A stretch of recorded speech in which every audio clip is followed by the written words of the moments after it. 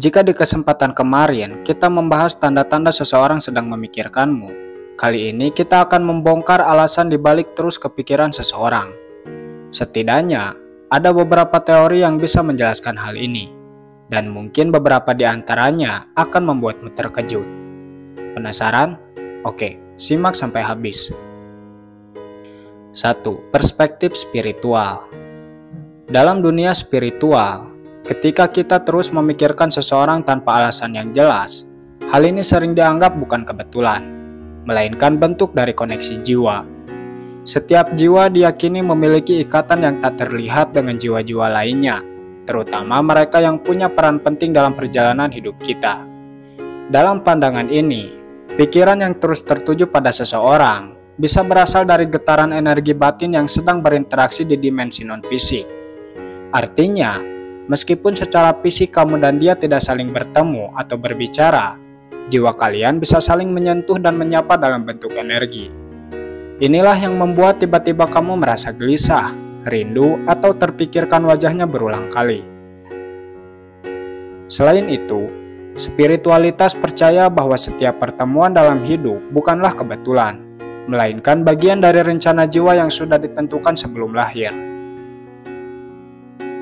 Jadi, saat kamu kepikiran terus, bisa jadi semesta sedang menuntunmu untuk memahami pelajaran jiwa yang berkaitan dengan orang itu.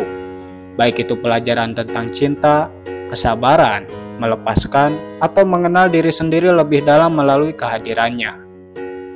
Ada juga keyakinan bahwa ketika kita memikirkan seseorang secara intens, jiwa kita sedang mencoba menjangkau mereka di dimensi energi.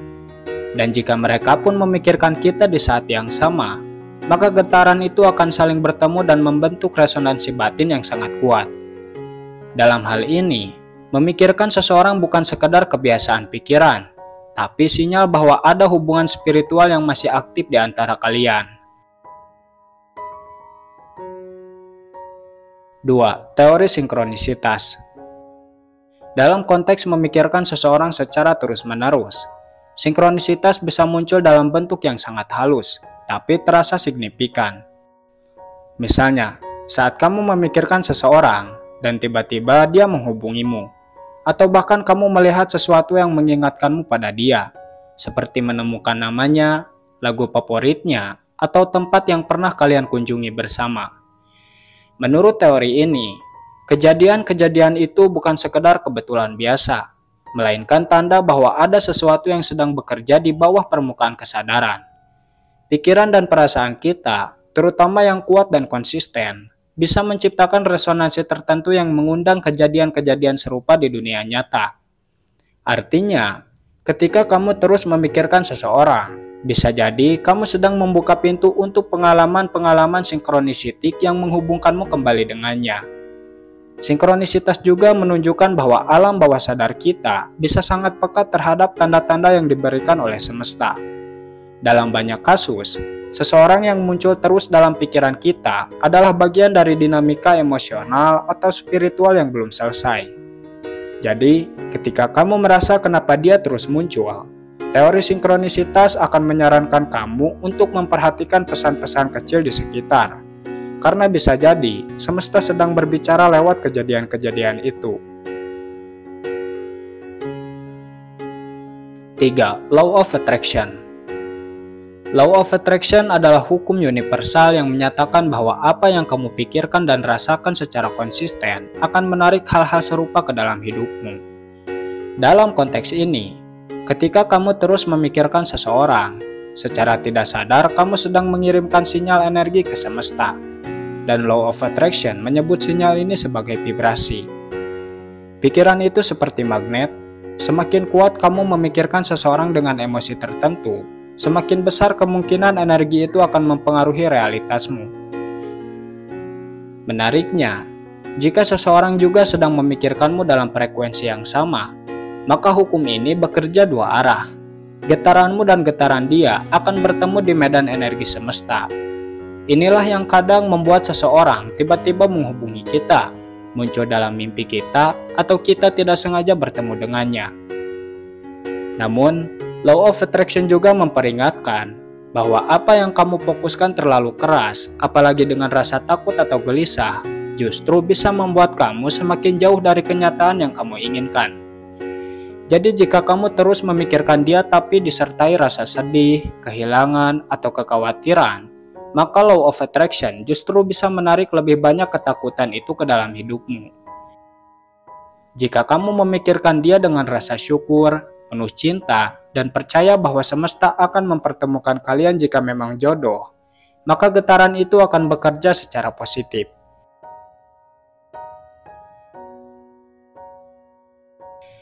4. Kepercayaan masyarakat. Dalam berbagai budaya dan kepercayaan masyarakat, ketika seseorang terus muncul di pikiran kita, itu sering dianggap sebagai pertanda bahwa dia sedang memikirkan kita juga. Contohnya di budaya Jawa, ada istilah ketelasan hati, atau perasaan batin yang begitu kuat hingga mampu menembus jarak.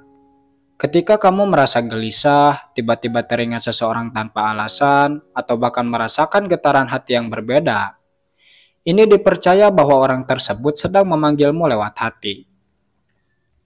Ada juga kepercayaan bahwa jika kamu terus memikirkan seseorang, maka ada benang merah batin yang sedang aktif. Dalam beberapa kepercayaan Asia Timur, ini disebut sebagai benang tak kasat mata yang menghubungkan dua orang yang ditakdirkan untuk bersama.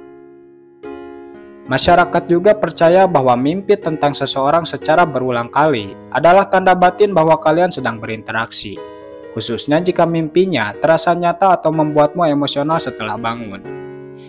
Banyak orang tua zaman dulu berkata, kalau kamu kepikiran terus, bisa jadi dia sedang memikirkanmu di waktu yang sama.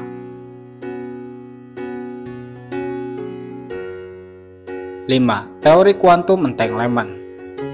Dalam fisika kuantum, ada satu konsep menakjubkan yang disebut quantum entanglement atau keterikatan kuantum. Teori ini menyatakan bahwa dua partikel yang pernah terhubung satu sama lain akan tetap saling terhubung, tidak peduli seberapa jauh jarak fisiknya. Ketika salah satu partikel berubah, partikel lainnya akan langsung merespon secara intens, tanpa ada jeda waktu, bahkan jika mereka berada di sisi berbeda alam semesta. Sekarang bayangkan, jika tubuh manusia juga tersusun dari partikel-partikel energi, maka bisa jadi hubungan emosional dan spiritual yang kuat antar manusia pun menyisakan jejak keterikatan kuantum. Jadi jika kamu pernah memiliki koneksi yang sangat dalam dengan seseorang, entah lewat cinta, trauma, atau hubungan emosional yang intens, jejak energi itu bisa tetap ada dan saling mempengaruhi satu sama lain, meskipun kalian sudah lama tidak bertemu atau bahkan sudah tidak berkomunikasi.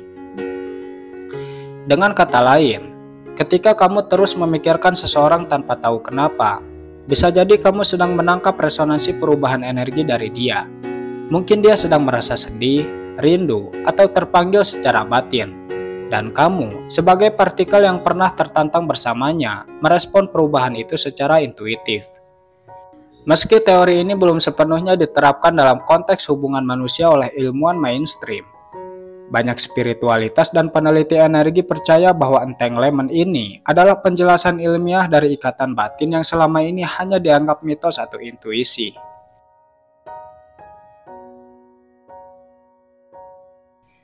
6. Ikatan batin.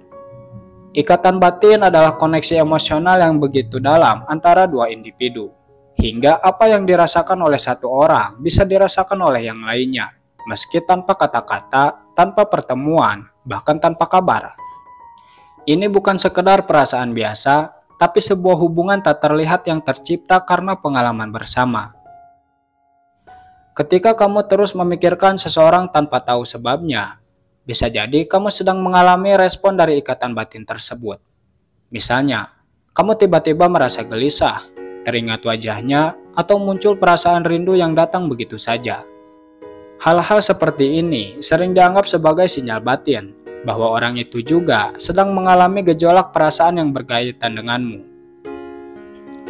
Ikatan batin biasanya tercipta karena pernah berbagi momen emosional yang sangat kuat, saling mencintai dalam diam, merasa nyaman, hingga mampu merasakan perubahan suasana hati satu sama lain dari jarak jauh.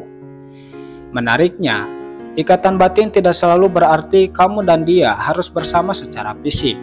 Kadang hubungan ini muncul untuk memberikan pelajaran hidup, menjadi penuntun batin, atau hanya sekedar menunjukkan bahwa kalian pernah hadir dalam kehidupan satu sama lain. 7. Psikologi. Dari sudut pandang psikologi, terus memikirkan seseorang biasanya terjadi karena ada emosi yang belum selesai atau ada ikatan emosional yang kuat yang tertanam dalam alam bawah sadar kita. Pikiran kita cenderung kembali kepada hal-hal yang meninggalkan kesan mendalam, baik itu karena cinta, luka, penyesalan, harapan, atau ketidakpastian.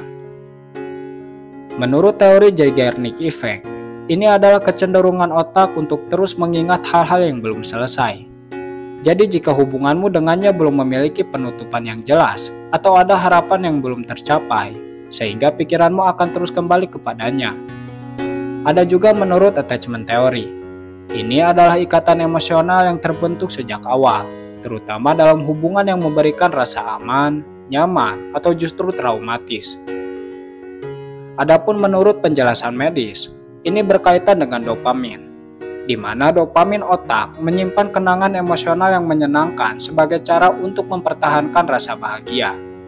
Jika kamu pernah merasa sangat bahagia bersamanya, otakmu akan cenderung memutar ulang kenangan itu demi menghidupkan kembali perasaan positif, meski secara realita orang itu mungkin sudah tidak ada di sampingmu. Namun, penting juga untuk disadari bahwa pikiran yang terus berulang tentang seseorang belum tentu berarti dia juga memikirkanmu. Kadang itu hanyalah cara pikiranmu mencoba menyelesaikan rasa yang belum tuntas atau sedang mencari kejelasan dalam kenangan yang belum selesai.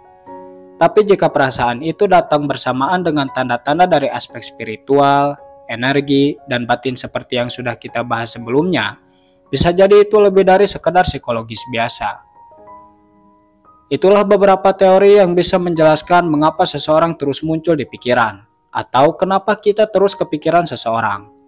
Beberapa teori tersebut mungkin belum bisa dibuktikan secara ilmiah, tetapi dari banyaknya pengakuan masyarakat, kita bisa menyimpulkan bahwa mungkin saja teori itu benar, hanya saja pikiran kita belum bisa memahaminya.